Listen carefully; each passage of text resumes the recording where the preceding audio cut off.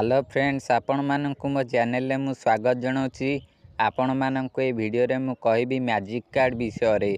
पूर्वर magic card विषय कही आपण मैंने से सबकि फ्री पाइबे, इंटरनेट पाइबे, वाईफाई कनेक्शन पाइबे। यह सहित आपण मैंने लाइब्रेरी सुविधा पाइबे।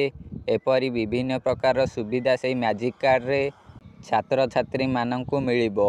ये मैजिक कार्ड टी केबेठु छात्र छात्री मानक मिलिबो यह विषय आपण माने जानि नथिबे, जानि रखंतु। यही मैजिक कार्ड टी ऑनलाइन रजिस्ट्रेशन पोर्टल मार्च 5 तारिख रे लॉन्च करा जिवो। यह अगस्त 15, 2024 रे वितरण करा जिवो। कोनोसी आयकर मानदंड बिना यूजी एवं पीजी पाठ्यक्रमर समस्त छात्र स्मार्ट कार्ड पई आवेदन करने योग्य हेबे। यूजी और पीजी यही जो दुईटी छात्र छात्री से माने स्मार्ट कार्ड पाइबाकू योग्य हेबे। स्मार्ट कार्ड पई आवेदन करियाकू योग्य हेबे। यही कार्ड पाइबाकू यही माने योग्य हेबे बोली यूजी और पीजी पाठ्यक्रम पढ़ुथिबा छात्र छात्री यही स्मार्ट कार्ड पाइबे बोली पांडियान कहिसंती।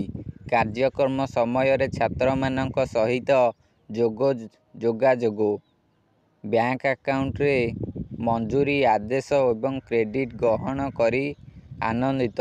छात्र छात्री माने प्रारंभिक पदक्षेप पई सीएम एवं 5T अध्यक्ष को धन्यवाद देइथिले।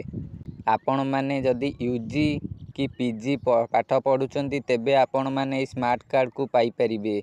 एई पोर्टल टी लॉन्च हबो 5 तारिख मार्च 5 तारिख रे।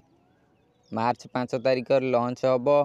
आपण मार्च 5 तारिख पर एई पोर्टल माध्यम रे मैजिक कार्ड को अप्लाई मध्य करि परिबे। आज हेउची मार्च 5 तारिख।